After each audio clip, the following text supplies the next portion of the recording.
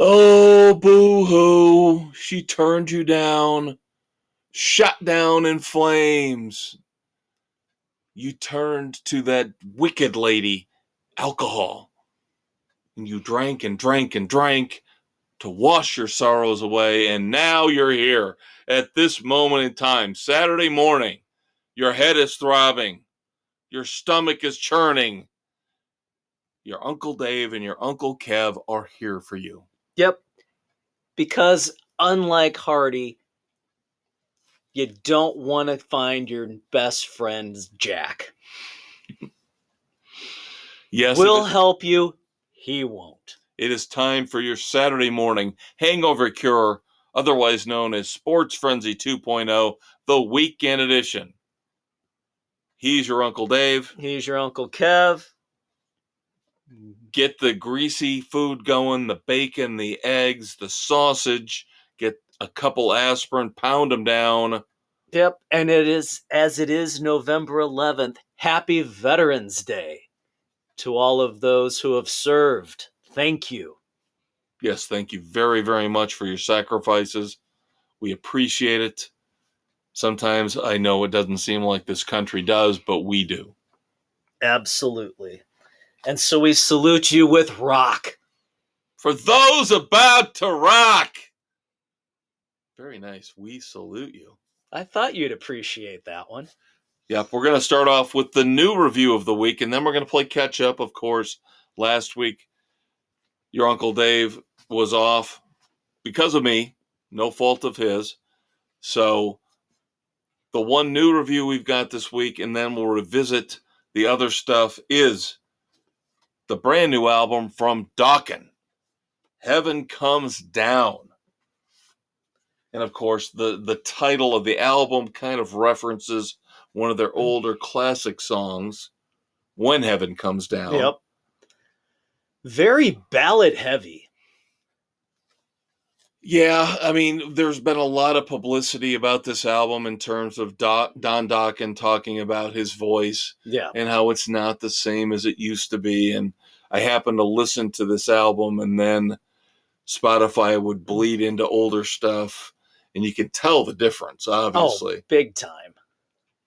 But you're right. It's ballad heavy. I don't know if I say ballad heavy. I'd say mid-tempo heavy. I mean, nothing is as egregiously sappy as Alone Again. Let's put it that way. Okay. But there's a couple that are close. But I know where you're going. I do know where you're going. Yeah, I would probably say I'll Never Give Up. I would say I Remember. I would say Lost in You are the ones you're probably looking at. And Just Like a Rose. No, see, I like that one. That was the better of the four. Yeah. And the sad thing is the rest of the album is pretty damn good. It is. Starts off solid with Fugitive. And Gypsy. And then Gypsy. The more I listen to Gypsy, the better it is. Well, I think the first three songs are dead solid, perfect. Yeah. For a Dokken album. Is it Me or You is awesome. That is very good. That reminds me of classic Dokken. Yeah. Yep. That's what you would have gotten back in the day. Yeah. Now, you and I differ a little bit, it sounds like, on Just Like a Rose. I was still okay with it at that point. But then, it kind of hits a lull. Now, we get what I think is probably the best song on the album, track 7, Over the Mountain. Absolutely agree. Over the Mountain is fantastic. Yes. But again, after that, it kind of drops back into another lull. So I'm kind of with you. Yeah, I remember it's kind of that catchy lament. It's catchy, but it's yeah. And then Lost in You's there. It kind of rebounds a bit with Santa Fe. It's a little different. Santa Fe is interesting. Very interesting. It's almost that new requisite country sound that everybody's trying to hit at some point, but it's not there. it's I It's have almost like, trouble placing what category it should be I know, in. because it's almost a spoken word stream of consciousness love letter to his home Yeah. of Santa Fe, New Mexico, where he lives now. Yeah, it But tries nothing to, rhymes. No, there's It's just, it's kind of got it's a almost sing-song a kind country folky Right. kind of vibe to it. You can't categorize it, yeah, you have but to it's give kind of cool. yeah, you have to give it credit for being different. Do I say it's a great song? No. I appreciate the fact that it's different and he tried to do something different. Yeah. So, 10 songs here on Heaven Comes Down. I will be generous because I still think I'll end up listening to the album as a whole. I can kind of get through the mid-tempo ballads. Yeah, it's if you have it on, you're not going to regret it. Yeah, I'll say playing. It's a 2.5. 2.5 frenzies. A generous 2.5. Yeah. Yeah. Because you got, Over the Mountain is awesome. And then, of course, again, Fugitive Gypsy, Is It Me or You are all great. Yeah. So about half the album is really solid classic Dokken. Yeah. And the rest is like you said. It's a victim of his voice at this point. And I'll give him kudos for not trying to overreach. Right. Like, he's trying to keep it within the range that he can handle. Hit. Yeah. Now, yes, that helps make the songs suffer. And again, you've got a great backing band, but it's still not Lynch and Brown and Pilsen. It's not the classic. It's not the classic Dokken lineup. No, but they're solid. Right. So it's not bad. 2.5. I think that's a fair rating. Now, of course, last week I discussed the new Rolling Stones album, Hackney Diamonds. And I was pleasantly surprised. How about you? What'd you think of it? I actually enjoyed this one. Of course, Angry, probably my favorite one on there. But I also enjoyed Bite My Head Off. That was kind of a fun little thing with McCartney on bass. Yep. He had a nice little groove going on in there. Now, which you would never have known, though. No, not unless you heard him say, "Hit it, Paul." Yeah. Or you looked at the liner notes. Right. But having that was kind of probably some of the heaviest bass you've heard out of McCartney. And it was a pretty good groove. And then most of it was pretty good. Dreary Skies was one of the weaker ones, I thought. You liked that one, didn't you? Number one, it's Dreamy Skies, not Dreary Skies. And it was my favorite song on the album. Are you kidding me? It was okay. Oh, my God. It was okay. Got to take a break from it all. Yeah, Sums up my goddamn life. Well, That's why I loved it. Now, interesting, I didn't know if you knew this. The first 3 songs, Angry, Get Close, and Depending on You, all co-written with the producer. So very rare that Mick and Keith would let somebody else in on the writing process. Very interesting. I would say through the first 9 songs, it was a great, great, great Stones album. And then the last 3 kind of let me down. Yeah, that kind of tapered off. Tell Me Straight was... Then the worst song on the album, as we've discussed, Sweet Sounds of Heaven. And then Rolling Stone Blues. It was okay. As I mentioned. It's kind of a swan song, maybe, potentially. But it's not theirs. It's a cover of a Muddy Waters song. Right. So is it really fair to call that their last song on their last album? Now, Andrew Watt, the producer, who, of course, like I said, helped them write the first 3 songs, says that there's at least another album's worth of material out there. Well, there we go. We'll see. But I'll give Hackney Diamonds a 3. Yeah, that's where I went to. Yep. Enjoyable. So, Very enjoyable album. Surprisingly enjoyable. Yes. So, Yep. there we go. Except I can't believe you hate Dreamy Skies. I didn't say I hated it. I just thought it was one of the weaker ones. Loved it. Loved it. Loved it. Loved it. All right. Now, the songs. Let's start with David Lee Roth and the shit that killed Elvis. Yeah, I like this more than Mandabala. Oh, yeah, absolutely. I love the chimpanzee reference. Mostly, you have to go back and watch on Netflix Agent Elvis to fully appreciate. Yeah, and again, this is another one of these songs from this project that we've heard about from about 15 years ago, where he did this with John Five, who's now the lead guitarist for Motley Crue. Right. And we've been getting these dribs and drabs. I think now 7 or 8 of these songs have been released, but they won't put out the full album. I think he's just going to trickle them out. In so many ways, David Lee Roth is driving me fucking insane. You know, the dichotomy between the two Van Halen singers.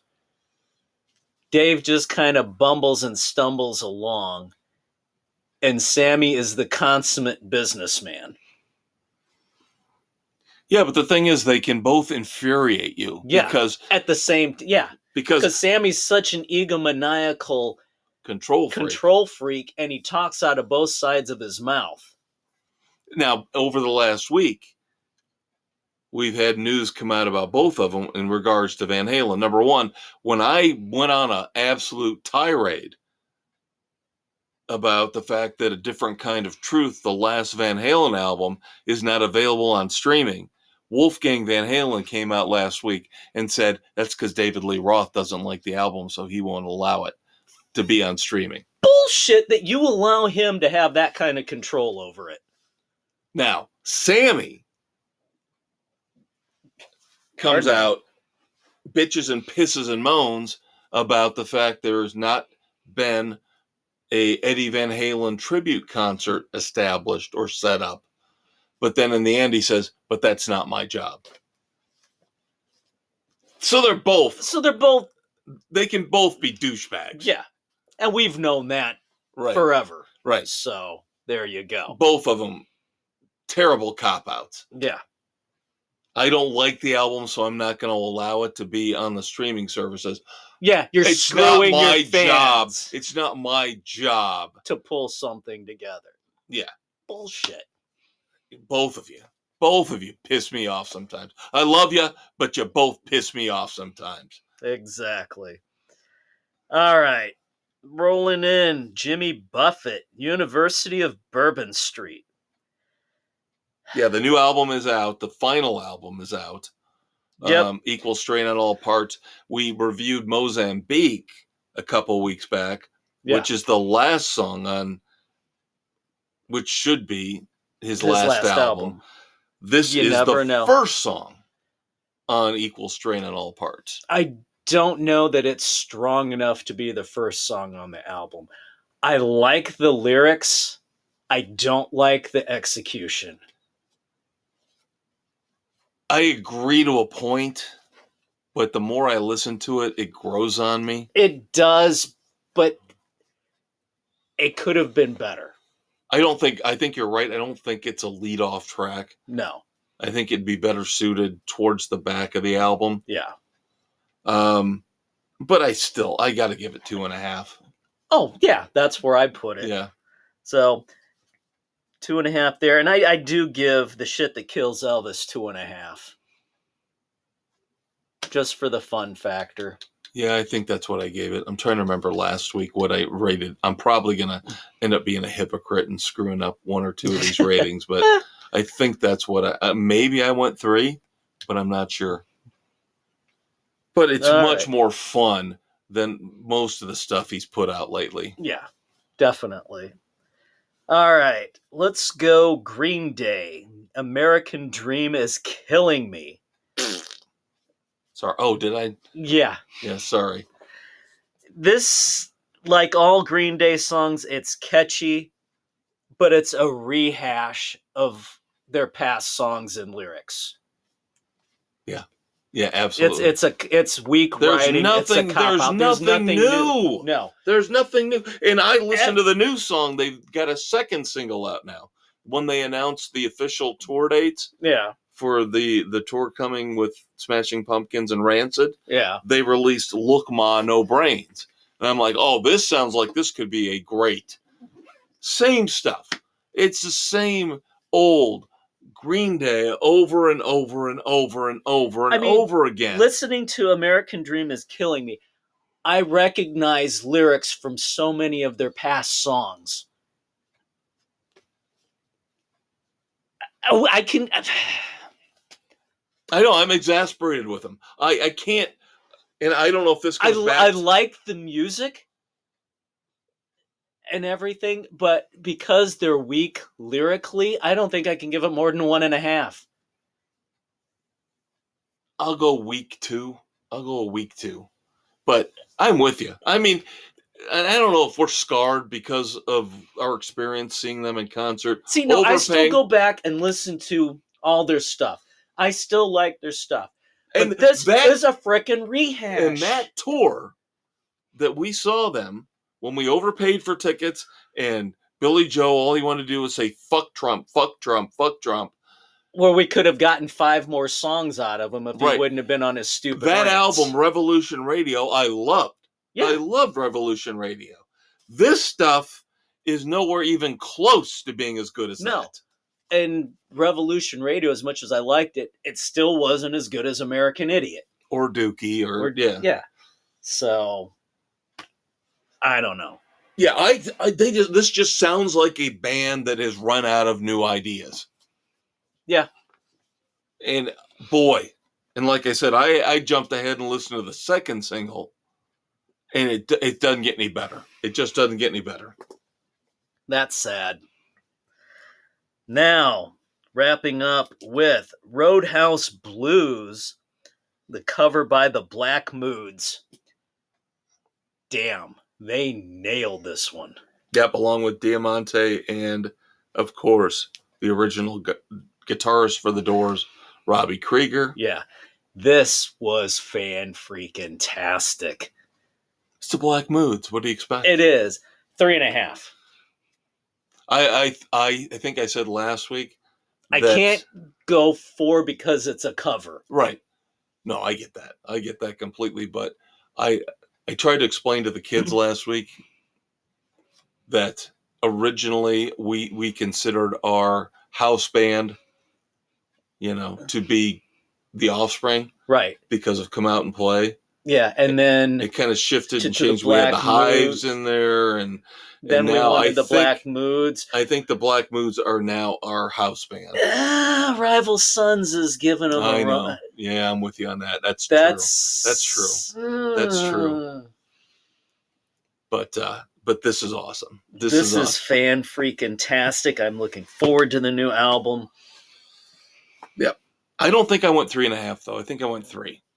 Because, again, the cover song thing, rules and protocols in place where we usually don't give them that much credence. But this is good. This is good. Good stuff. This is good. Yep. And speaking, I'm going to go on a tangent here. I heard on the radio this morning because I was too lazy to pop in a CD. So I just turned on the radio and listened to this on a local channel. Listen to these people discuss a list that they pulled from somewhere else of the top 10 greatest cover songs of all time. Right? And of course I'm thinking they're going to fuck this up. They're going to fuck. What I can tell you which one pops into my head immediately. Not even in the top 10. Not even in the top 10. And I was like, you idiots, you don't know. And they went through their list, and I would say I agreed with 3 of the songs. Oof. But literally, if I said greatest cover song of all time, what do you think? First thing pops in your head. Oh, God. I like Van Halen's Pretty Woman. Oh, okay, you went different than me, but same band. Different from me, but see, I was going to say, you really got me. 1A, 1B. Right. Neither one. No Van Halen song made What the did they top put? 10. Aerosmith? Run DMC? Come Together? Nope. No. Run DMC's cover of Walk This Way made Really? the top 10. Yes. No. Come Together did not make the list. That's a good one, though. That's a really good pick. No. Now, I did like number one, where number one was All Along the Watchtower, Jimi Hendrix. But, I mean, they had Devo's cover of I Can't Get No Satisfaction. Oh, come on! That sucked. And then they had stuff from Amy Winehouse in there. Oh, and God. I mean, it was an abysmal list. Outside, number one was good. And then But it's like, where's Van Halen? Arguably the greatest cover band of all time. Yeah, good grief. Not happy. But that was my tangent. That was my aside. Well, there we go. You're going to love this. I have one little news tidbit in the world of music. If you have not heard this, you're going to love this. Bruce Dickinson of Iron Maiden is going to star in a horror movie about an ABBA tribute band. The movie is called Bjorn of the Dead. And no, I am not making any of this up. Bjorn of the Dead. The premise of the movie is a bunch of tribute bands get locked in to a concert hall. And of course, spooky, scary, nasty things start happening. Supposedly going to feature a ton of cameos from people in other heavy metal bands. Oh, I know. Dee Snider's got to be involved in this project. But yeah, this sounds like this is Bruce Dickinson's baby. He's all in on this. I love it. So look forward to Bjorn of the Dead in the next couple years. Oh, God. Probably straight to video, but we can always hope. Straight to streaming. Oh, man. Now, in terms of stuff we're going to be reviewing in the future, of course, I mentioned that second Green Day single, which you need a fair shot at. So, Look Ma, No Brains. The first solo song ever from Mick Mars is out. Yes, I'm intrigued by that one. Loyal to the Lie. So, of course, Dave and I will review that. And then, as much as he doesn't want to, we should. I feel like it's an obligation. We have to review this. The final Beatles song. Yeah, we kind of have to. Now and then. I've listened to it. I can tell you a little preview. Didn't hate it. Kind of liked it. There we go. Not up there with Paperback Writer or the kind of stuff that we like. Yeah. You know, Penny Eleanor Lane. Rigby, Penny Lane, yeah. But still not bad. It's definitely not Cuckoo Cuckoo, Yeah. I Am the Walrus. Yeah. Definitely better than that. Good. So there you go, kids. Segment 1 here, Saturday, November the 11th. We are wrapping it up, but plenty more to come. I mean, we have got some great stuff coming. There's a lot of good shit coming down the line, kids. We're going to recap season 1 of Gen V. We got Five Nights at Freddy's. And I have got A Haunting in Venice for you. So, on top of all that, we'll, of course, give you our latest update on Doom Patrol. Who knows how many books your Uncle Dave has got to review since he missed last week. I've got a few other streaming and other shows that I have been watching as well. And we've got trailers. And lots of trailers, kids. Reacher, Fall Guy, Ghostbusters. All that coming up in the next 2 segments, so do not walk away. Well, you probably can't, because if you did, your head would start spinning. You'd and fall you'd down. yak all over the place Yeah, again. probably crack your head on the corner of the counter in the kitchen. So don't do that. Stay right where you are. Stay right in front of your computer with your headphones on. We're going to be right back after a quick promo. We'll be right back. Now that we've let you into Frenzy Club, here are 3 rules. 1. You don't talk about Sports Frenzy 2.0. You listen to it on Spotify, Anchor, Google, Apple, and all other major podcast hosts. 2. 2 guys to a show. Kev Dave, the Maestro and the Conquistador. 3. 1 Sports Frenzy episode at a time. Until Saturday, when you get the weekend edition. Now get in there and let loose on some PC wussbags, will ya?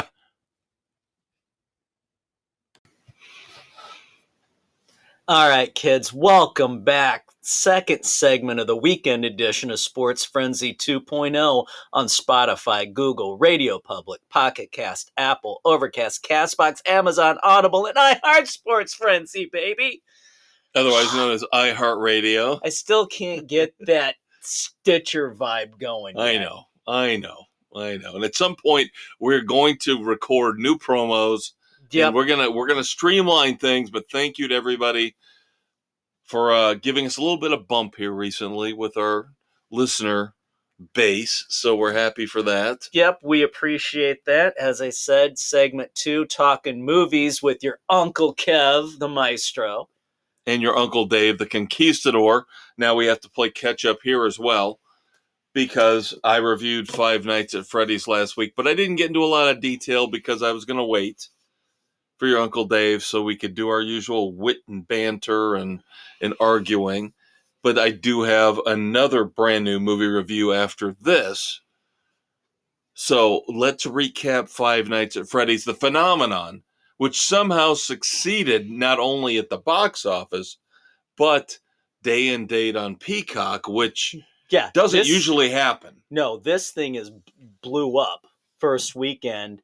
It dropped second weekend, but still has kept some momentum going. It's going to make NBC and Universal a boat ton of money. Blumhouse. I mean, it's going to end up topping out at about 130, 140 million. And, of course, bringing in all the new subscribers to Peacock. So it's the perfect storm for them. Yep. Everybody has been waiting for this movie. Well, at least a decade, if not longer, in development. Yeah. Gone through multiple writers, directors, of course, based on the legendary video game. Yep, where you're the security guard in the control booth, controlling the doors, trying to save yourself and keep the animatronics at bay. Can I tell you something? Didn't do it for you? Not at all. Not even close. See, now I kind of enjoyed it. Nick, nobody else in the house wanted to watch it, just Nick and I. And so we didn't have high expectations for it. We just thought, all right, let's see what they do for it. It was okay. It sure as hell beat Winnie the Pooh, Blood and Honey. It beat the hell out of the Banana Splits from a few years back. I will tell you this. God help me. God help me for saying this. I might have enjoyed Winnie the Pooh a little bit better. Oh, God, no. No. Again, just You're going insane. back to the idea, the premise behind Blood and Honey got me through the movie. Now, I did not play the video game for Five Nights at Freddy's.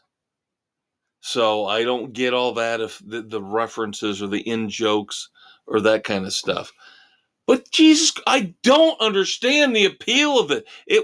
I was expecting Five Nights at Freddy's.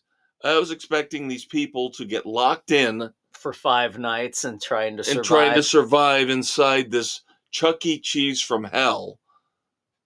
This did not, I mean, the whole setup did nothing. The security guard comes in.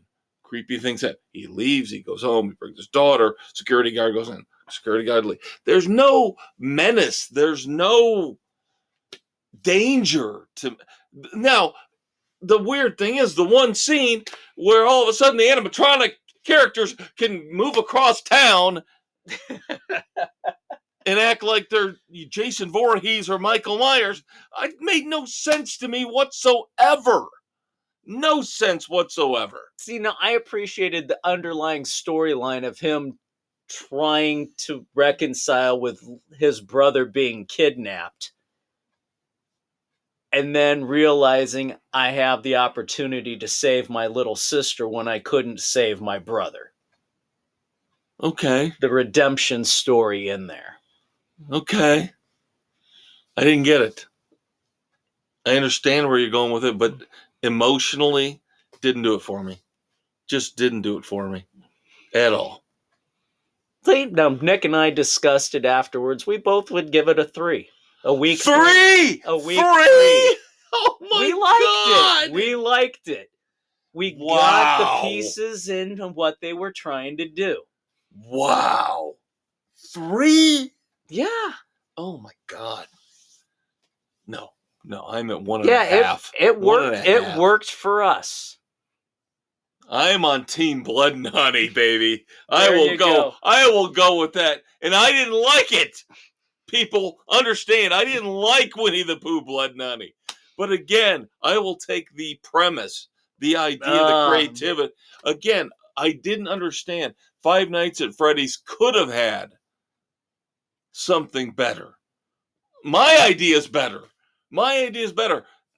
Dump a bunch of stupid teenagers, in a demonic Chuck E. Cheese with these animatronic demons and have them spend 5 nights in there trying to survive without getting killed. That's a great movie. That's a great movie. All right. Anyway, we will agree to disagree.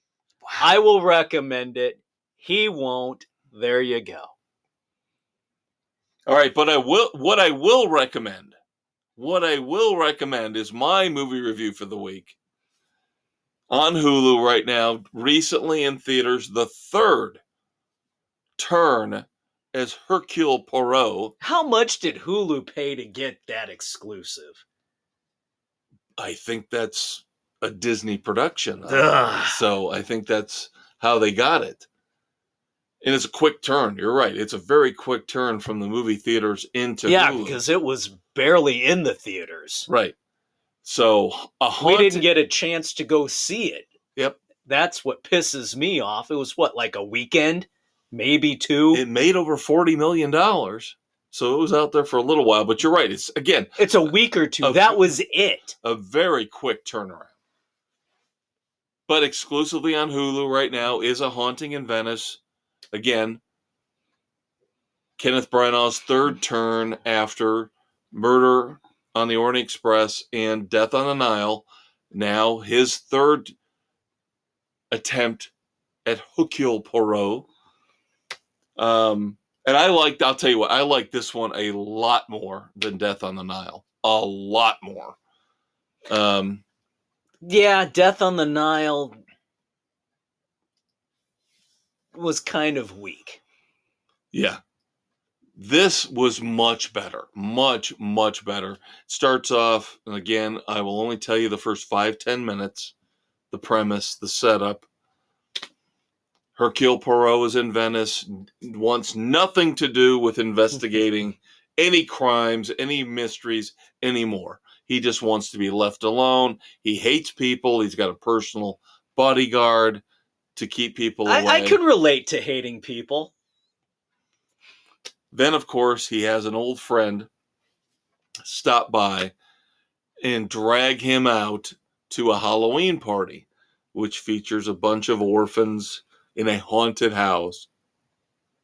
Of course, there's a backstory. There's always a backstory to what happened in this haunted house. And then there's supposed to be a seance afterwards. And his friend basically drags him along to discredit the psychic, the medium. And then things go crazy, nutsy cuckoo, and we've got our typical cast of locked in characters. One of them has got to be the murderer. And of course, other people start dying. So we've got bodies piling up, and Poirot has to, number one, discredit the fact that, is it a haunted house that they're in? How does he explain certain things that happen? Windows blowing open, voices singing from the walls.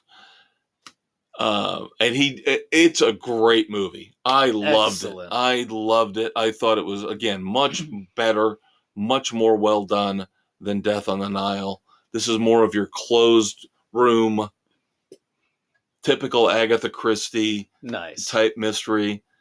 I enjoyed this thoroughly. Of course, the cast, again, full of very prominent stars, including the very sultry Kelly Riley from Yellowstone. And there you go.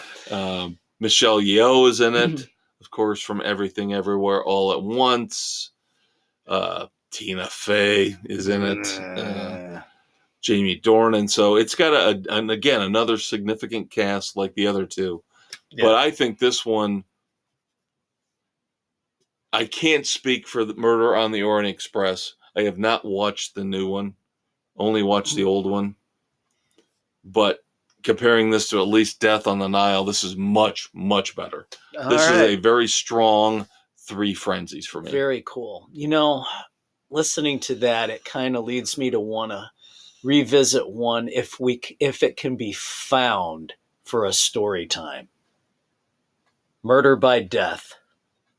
Oh, yeah. The old farce with Truman Capote, David Niven, Peter Sellers. Yeah, I remember that one. Yeah, from my youth. Yes, my youth. Yeah. So that's one I gotta find. So if we can score that, there's a story time. We'll have to, we'll do some research. We'll get the crack Sports Frenzy research team on that.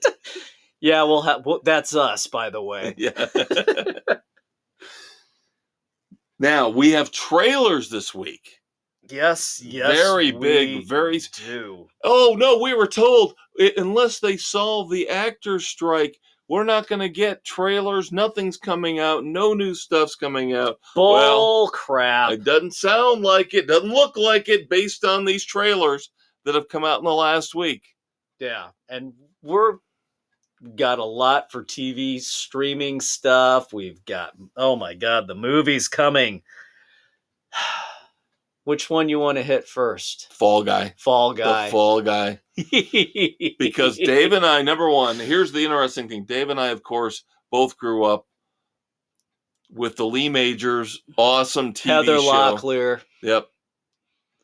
The movie Stuntman turned bounty hunter. The movie, at least from what you can tell from the trailer, directed by the same man who directed the awesome, ridiculously great Bullet Train. This looks like a combination of Bullet Train and The Nice Guys. Yes, it does. And I like the thumbs up. I get thick of the stuntman with a thumbs up. And of course, that's a line from the great, beautiful Emily Blunt, who I just love. She's pretty. Goddamn John Krasinski to hell. She's pretty. Oh, my Lord. Great pairing with Emily Blunt, Ryan Gosling. He's taking on supposedly this Lee Majors role, even though, again, I don't know what the connection is to the TV show outside of the fact he's a stuntman. And he's trying to track somebody down. Right. But The Oh my banter, God. his attitude towards everything, The way the he action acts, scenes. his Again, it just looks like reeks it of could be Nice Guys. phenomenal. Yeah, it looks fantastic. Yeah, he acts like his character from the Nice Guys, transplanted back to modern day, as opposed to the 70s. Yeah, But he's still got that same quirky doofiness to him. yeah. God, this looks like it could be a fun ride. Yep. I am so looking forward to it. Yeah, again, you got great director, great cast, looks like great writing. Don't, again, know how much is connected to the original TV show, but I don't care. Don't care. It just looks awesome. But are we going to save the Reacher for the TV? Oh yeah, we'll save Reacher for Yeah. TV streaming. Okay. This is straight movies. Coming out in the spring 2024, unless things really go off the rails. But the trailer for Ghostbusters Frozen Empire has come out. And of course, little backstory here. We all grew up with Ghostbusters 1 and 2. Yep. Vigo. And then, of course, decades later, they tried to reboot it with that awful all-female, I'm sorry, ladies, dumbass idea, all-female reboot. And you can say, oh, it made as much money as the next one did. Quality matters. Quality yes. Matters. And the fact that they had the guts, the smarts to come back and say, we can do it again, we can do it better. With Afterlife, which was very well one done. Of the great movies of that year. I remember. Yes. I thought it was one of the top 2 or 3 movies of that year. It was so well done. Honest and true to the original spirit. Yep. You had McKenna Grace playing Harold Ramis's granddaughter, and she stole the show. She nailed it. She was awesome perfectly. Beyond belief. And just it had the right mix, just like the regular Ghostbusters, the original did. Yeah. Heart, scares, good feelings, good vibes. Yep. It hit all cylinders. Now that crew is back along with the remaining original Ghostbusters. Look like they're a little more prominent in Frozen Empire. Yep. I'm intrigued. The trailer looks like it could be a good one. I'm just worried that, number one, I don't think they're going to be able to achieve the heights that they did with Afterlife. Yeah. Afterlife was near perfect. Again, short trailer, not even a full trailer. I can't take a lot out of this. No, it's intriguing. It's got me wanting to see it, but there's a couple of pieces in there that are like, why? It looks even more effects heavy. Yeah, than a the lot past, more effects heavy. The past Ghostbusters movies. If you're going to freeze the entire city of New York, you're going to have a lot of effects. Yeah.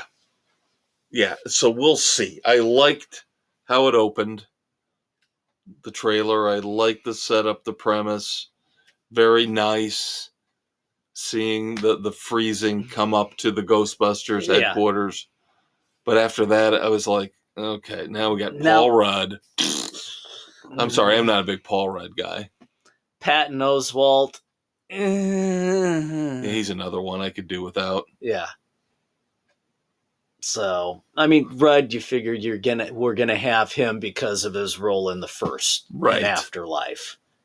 Right. We'll see how it rolls out. And like you said, maybe Ernie Hudson and Dan Aykroyd and Bill Murray are more prominent. Maybe a little more prominent. We'll have to wait and see. I wouldn't hold my breath. But we'll see. Yeah, hopefully not an embarrassment. Yeah. But don't have the major letdown. Yep. Now, I didn't put this on the list, because I don't think you're really caught up or you really don't care a lot about these movies, but they also released this past week the trailer for the new Planet of the Apes movie. Yeah, we did. Nick and I watched the teaser trailer for that one. Okay. So, But now, are you caught up on all the movies? oh yeah, Oh, okay. I Oh, didn't yeah. know if you were. I subtly snuck them in Okay. Very because good. I am a huge Planet of the Apes guy. Yes. Growing Yes. up, I had the frickin' Treehouse playset. Yep, I had all the figures. Yep. Yep. Oh yeah, So good times. that's another one looking forward to. Absolutely. Now, I will say I did not see the last one. I saw the first, because this will be the fourth one, I think, of the latest Yeah, because reboot. they did the reboot, the one with Well, James Franco was the Yeah. first one, and then Woody Harrelson. yeah. Now, I didn't see the third one, I think, is the one I did not see. Okay. And then you've got this one, the fourth one. So I'll catch up on that, though. Yeah. I'm going to rewatch them anyway Yeah. because I can. But they've done a good job. They have done a They really have. good job with these movies. Yeah. So, Very, very, very good. yes. All right, kids. That'll do it for segment 3. Segment 2. Segment 2. Yeah. Yeah. I will forego 2 book reviews because you are not caught up with them yet. Did you finish Reacher? God damn it. I knew it. I knew it. Jesus, I'm through God. Judgment Prey and I'm through The Secret. Oh, Jesus. You know how hard it is to deal with somebody who reads 14 books a week? I'm telling you, this is killing me. One a week. I thought I was doing a good job thinking that maybe I would be ready for Judgment Prey next week. Maybe. And you've already blown through Reacher as well? Yeah, and I'm halfway through, was it the Patriot Threat? One of the Cotton Malone stories. And then I just picked up the new Dirk Kussler, the new Dirk Pitt, and also the new Lincoln Lawyer. So You I've can got have those all 2 those. in reserve. You can have all those. So Pisses me off. You already read new Reacher. God damn it. God damn it. All right. Got to start reading some more. Son of a biscuit. there you go. Yes, and it's not the end of segment 3. It's the end of segment 2. One more segment coming up. TV and streaming and the wrap up. Lots of moments of silence, recaps. Yeah, we'll be right back. I am so flustered right now with you. And this Evelyn Wood speed reading that you I'm do. not a speed reader. I All just right. stay up late reading. Yeah, he either speed reads or he lives on 45 minutes of sleep a night. No, I get about 5.5 hours. I gotta have 8. Maybe 6 if I'm lucky. I gotta have 8. If I don't have 8, I'm a wreck. As you can tell, I'm already calling segment 3, segment 2, segment 2, Yep, segment it's 3. past your bedtime. Almost. No kidding. All right, Gen V coming up. Season 1 complete and total recap and review. Doom Patrol, news and notes, dumbasses of the week. Follow the House of Usher review for you. There you go, kids. One more glorious segment left. We'll be right back. Hey, kids, ready for a blast of dairy goodness? Pick up Sports Frenzy 2.0 milk at your local grocery store. Remember, when you drink Sports Frenzy 2.0 milk, you're not only enjoying a healthy treat, you're helping to locate missing sports heroes of the past and present. Our cartons and jugs feature pictures of Peng Shui, Ryan Leaf, and Sammy Sosa as we do our part to find the lost icons of the last 30 years. And don't forget our special weekend edition chocolate milk containers, available on Spotify, Google, Radio Public, Pocket Casts, and wherever you listen to your favorite podcasts, because they feature celebrities like Lindsay Lohan, Helen Hunt, and Jean-Claude Van Damme. Pick up a gallon today.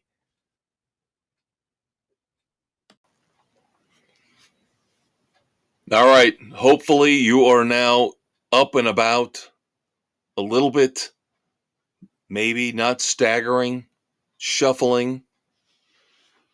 Give yourself a couple hours and you're going to be ready to do it all over again Saturday night. But here, Saturday morning, November the 11th, 2023, it is the weekend edition of Sports Frenzy 2.0. He's the Conquistador Dave Height. He's the maestro Kevin Crane. And we have got one glorious final segment left for you, TV and streaming, which of course includes, among many other discussion topics and reviews, the recap of season 1 of Gen V. Of course, the spinoff of The Boys.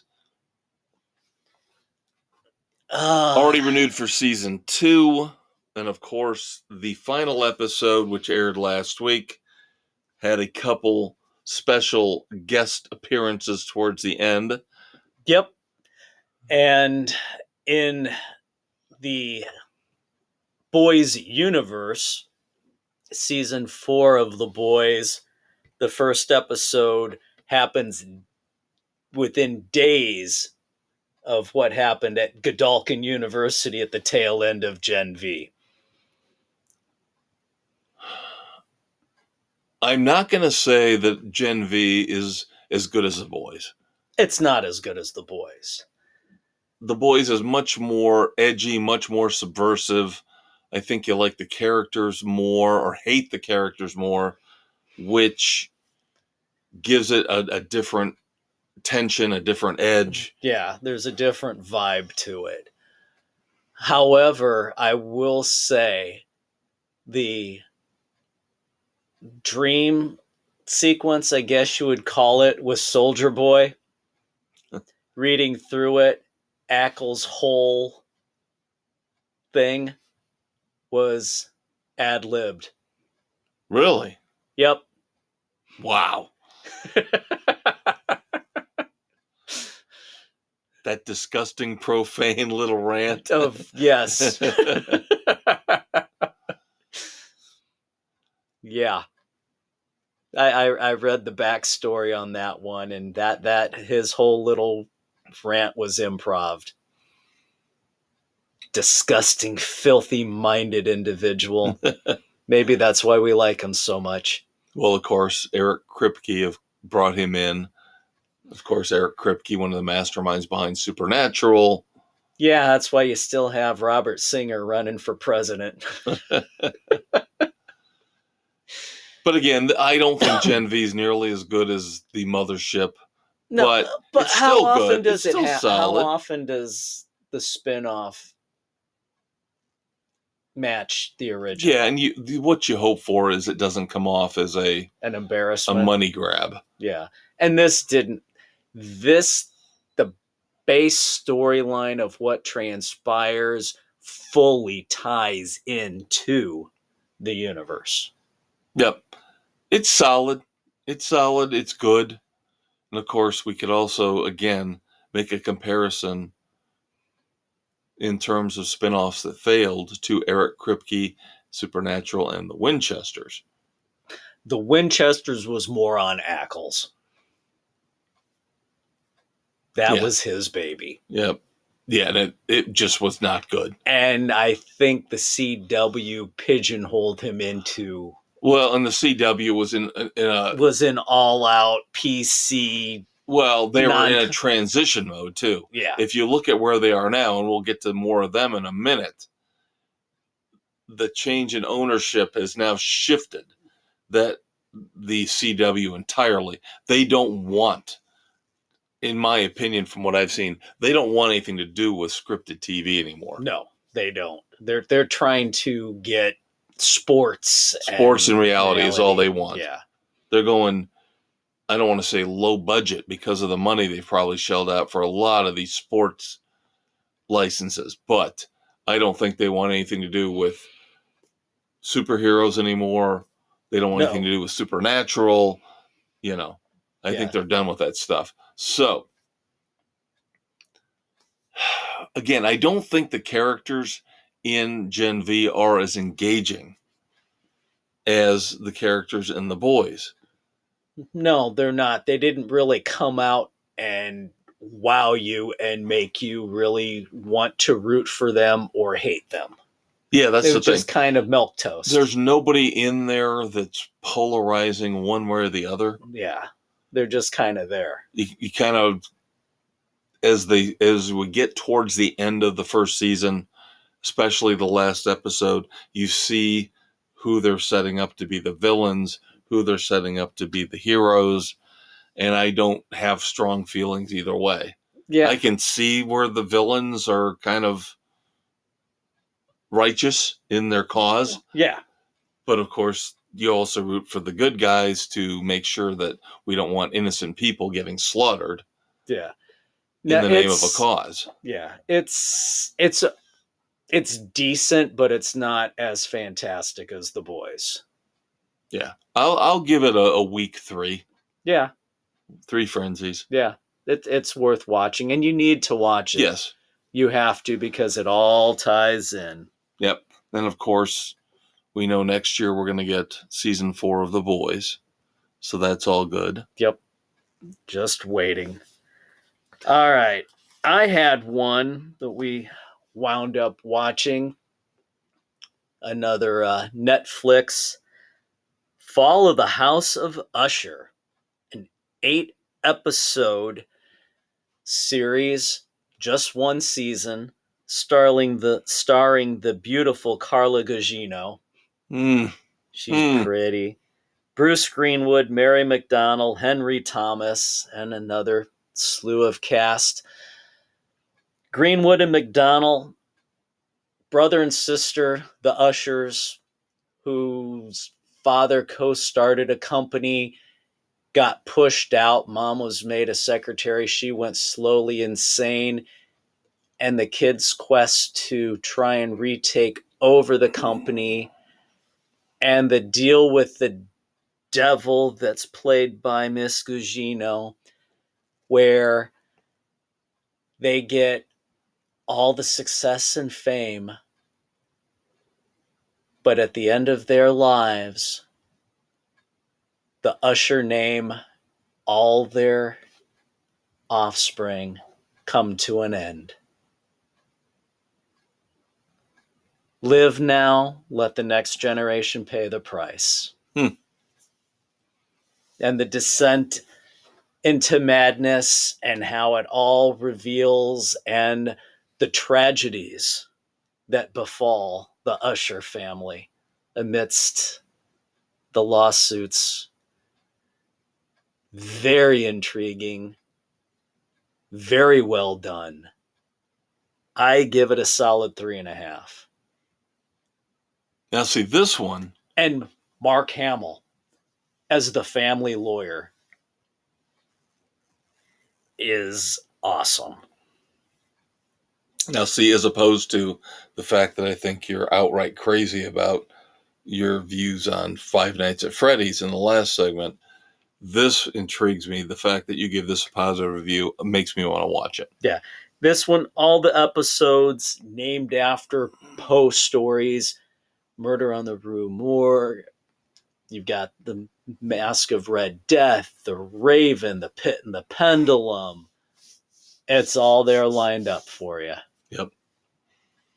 So this one I could definitely see myself checking out. This you would thoroughly enjoy. Yep. I really recommend this one. The modern twist on the Poe stuff. Very, very cool. And then, of course, next week we will wrap up the final season of Doom Patrol. But for now, we are through technically season 4, episode 11. Yep. Episode 11 is probably the strongest episode so far. Agree completely. Completely. This is Doom Patrol. Yes, absolutely. I was hoping you were going to say that because I really liked Yeah. the penultimate episode. This one, the boys and I watched it. When it was done, we looked at each other and goes, that was Doom Patrol. The best episode we've had. Yep. Yep, because no musical bullshit, no namby-pamby, touchy-feely crap. Yeah, no, this was just straight up, we're trying to save things. Yep, we got Cyborg back. Everybody else, now we know what the goal is. We know what we've got to do to save everybody, get their longevity back. Yep.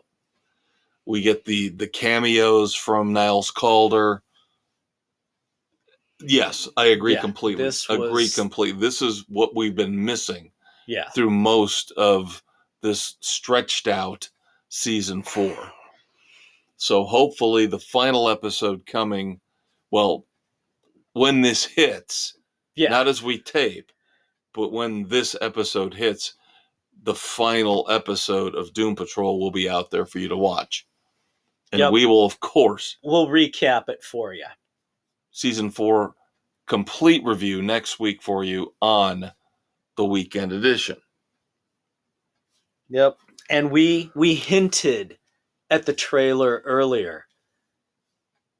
Reacher Season 2 coming to Prime December 15th. Oh, baby. I was worried. I have to tell you, I was worried that they were going to backtrack. We'd heard that it was going to hit in late 2023, Season 2. Yeah. And I had not seen anything, and I had not heard anything. And I was like, son of a bitch, they're going to push it back. Oh, my God, I can't take it. Nope. December 15th, we get Reacher. Oh, it looks so good. Yep, the trailer is out. Of course, based on, they're not doing each book in sequence. This is based on the 11th book, Bad Luck and Trouble. A very interesting, intriguing storyline involving Reacher's former crew. Yep, the Special Investigative Unit. Right. And the MPs rallying together because their numbers are being thinned out. And of course, he's bringing back Francis Nagley from the first season of Reacher. Yep. And others that he'd commanded. So, it looks really damn solid. And even though I liked the movies with Tom Cruise, Alan Rickson is the perfect man to play Jack Reacher.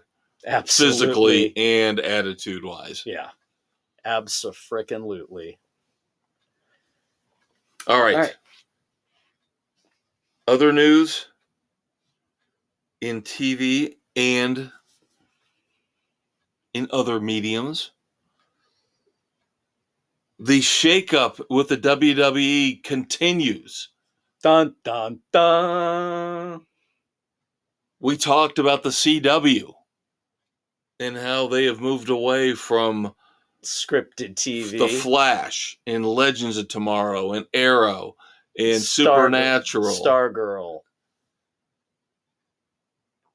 The CW has stolen NXT from USA Network. Wow. WWE's NXT will now be on not be on USA, be on the CW for 5 years, starting next October the 24th. Wow. So now the CW has a major footprint in professional wrestling. Damn. Because USA took SmackDown away from Fox. Still have not heard what the fate of Raw is going to be. I would imagine Raw has got to stay with USA because you would think Fox would try to slide in and get that. You would think, but not against the NFL. You're not gonna go against Monday Night Football. No, you're not. You can't. Especially when the NFL is one of your partners. Yeah. So losing Friday Night SmackDown was a killer for Fox. That hurt them. That goes to USA. NXT goes from USA to the CW. So what happens to Monday Night Raw. I will be very intrigued to see how that final little piece of the puzzle falls into place. But again, the CW is reinventing themselves completely. Xfinity Series, NXT now, they're putting up a fairly impressive little slate of sports and sports entertainment events. And of course, they also kind of reminds you of an old startup from the early 80s, doesn't it? Because they've also got the ACC games now too, basketball and football. Yep. So they're doing pretty good for themselves. Now, the only thing I would hope is that they up their signal, get to HD. They have to up the signal strength. Yeah, get to HD, because a lot of their stuff is still coming through on SD. Speaking of the WWE, of course, this past weekend, Crown Jewel, the premium live event from Saudi Arabia. Oh, boy.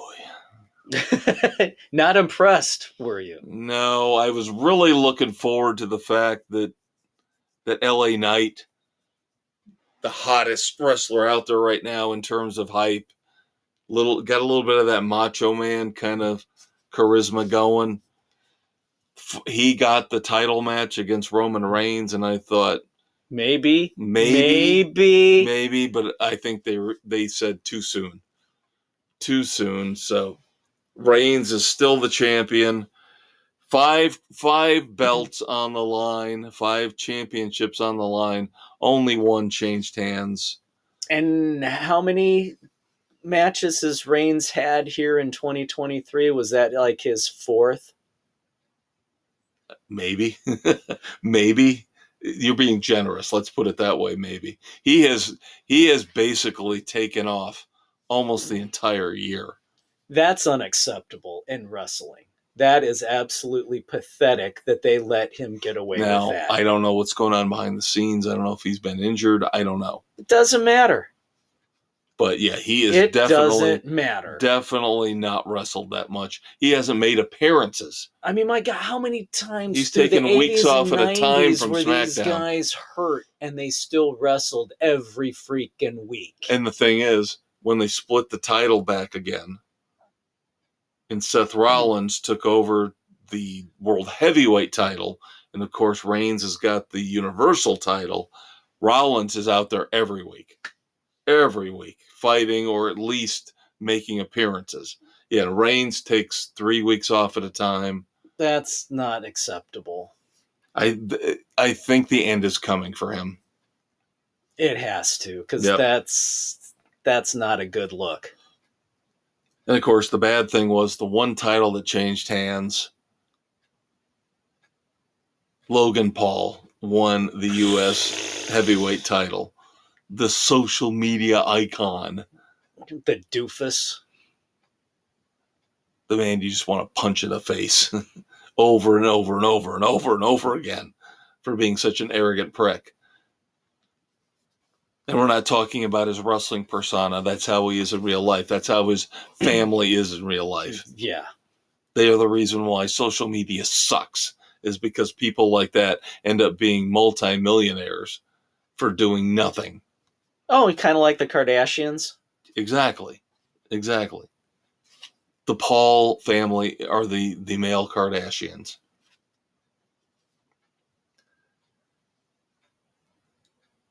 In other entertainment news, those of you out there, we talked about Five Nights at Freddy's, the video game realm. Grand Theft Auto 6 has been announced. Yep, that's been a topic of conversation in the household. Of course, one of the most iconic, if not the most iconic, video game franchises of all time. We'll get a new installment soon. We'll see what platforms it's available on. I hate the fact that I think they're done with the PS4. Yep, it's probably going to be on the new Xbox and the PS5. Yeah, so I'm out. Yeah. I'm out, Jerry. I'm out of the contest. Yeah, Nick went out and got himself a PS5. Connor because of one of the games he plays, was forced to go out and get the new Xbox.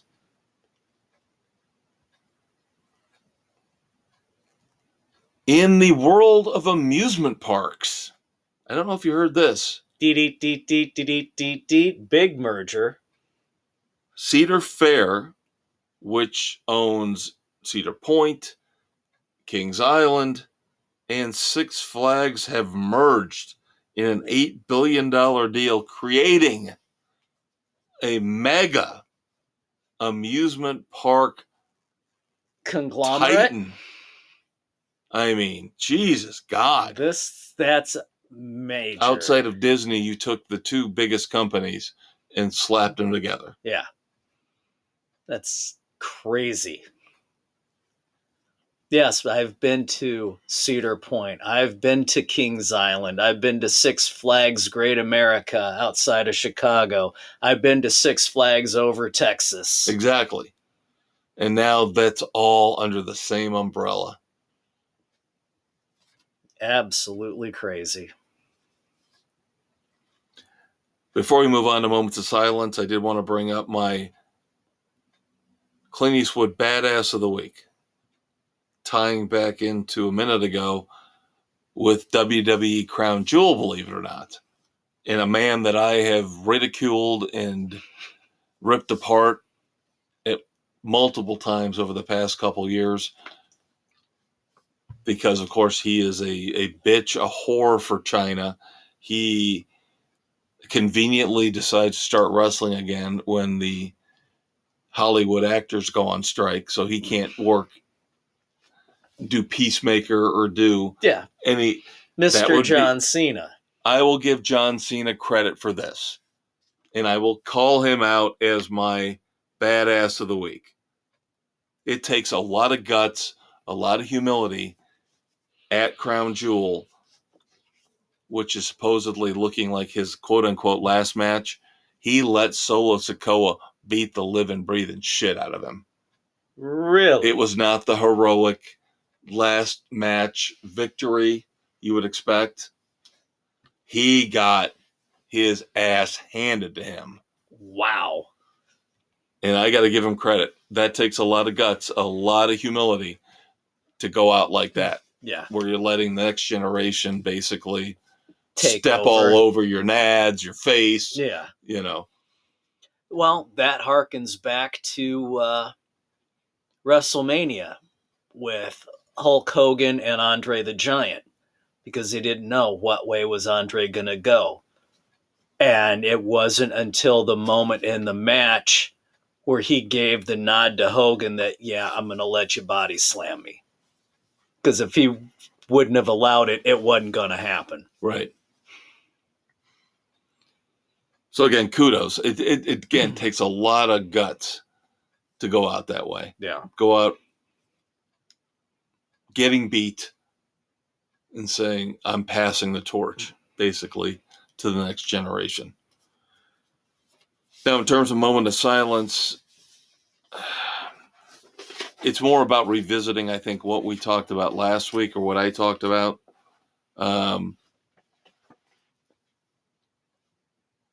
We had Matthew Perry pass away. Richard Mall from Night Court. Yep. Steve Riley. We talked about from LA Guns and Wasp. Yeah. Yeah, you had this last week, a couple of big soap opera stars. Tyler Christopher from General Hospital and Days of Our Lives. And then Peter White from All My Children, on there for years, was in the movie Boys in the Band. Thoughts and prayers to their family and friends. So. All right, so to wrap things up, I have a couple dumbasses here on the Red Foreman Dumbasses of the Week, the weekend edition. I think these will be very easy. I don't think we'll play dumbass or not. Not enough to play.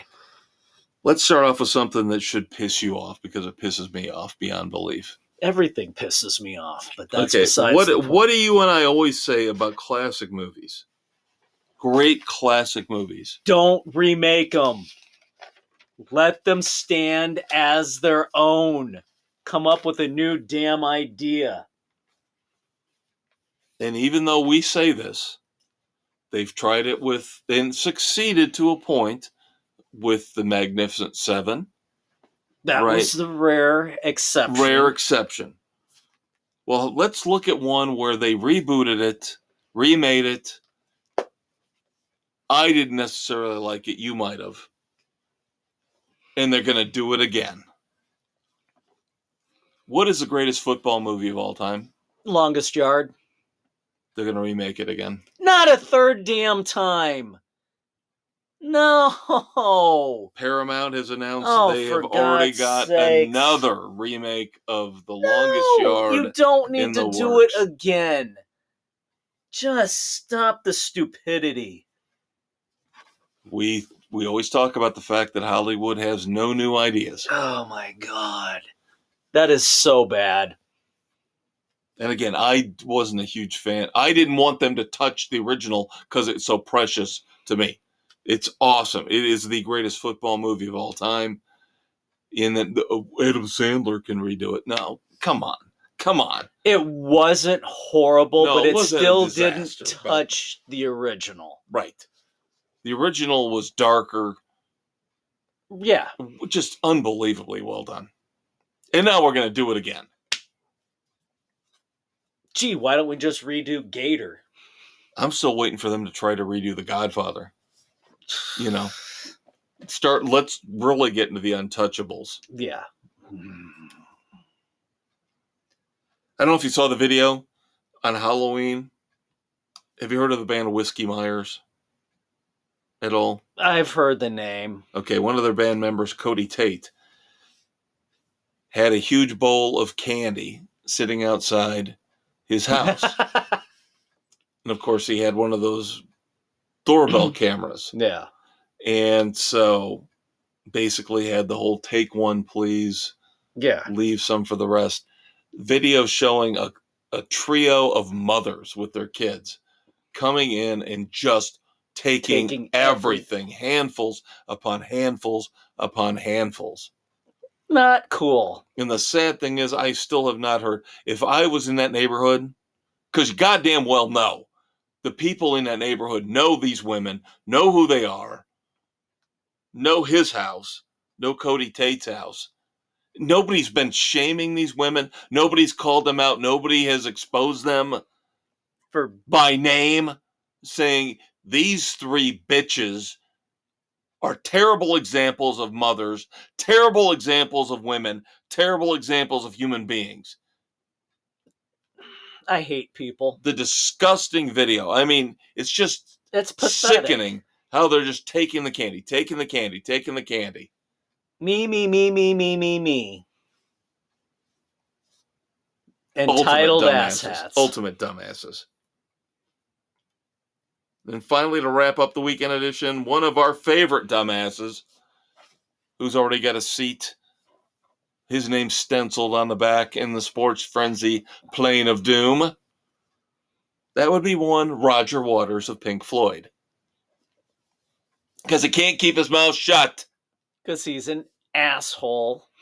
Of course, has to comment on the Israel-Hamas battle, saying the Hamas invasion on October the 7th looks like a quote-unquote possible false flag operation, and he doubts the death toll that's being quoted by Israel.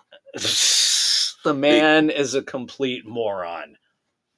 He's an anti-Semite, is what he is. If you look at what he's been doing with his concerts, with his Nazi symbolism, he hates Jewish people. It's obvious he hates Jewish people. He hates people, period. And we're not Jewish.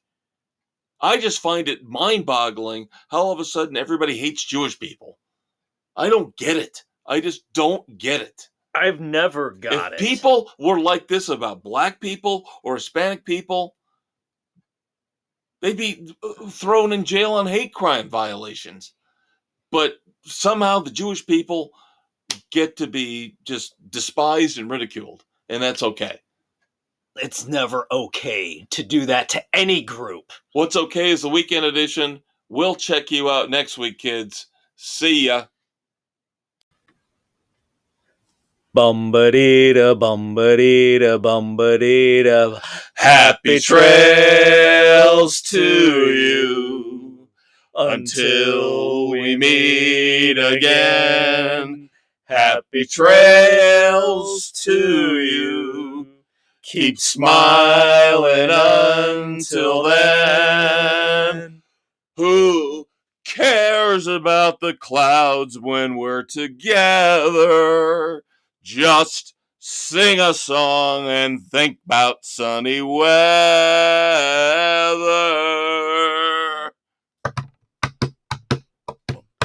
Happy trails to you until we meet again.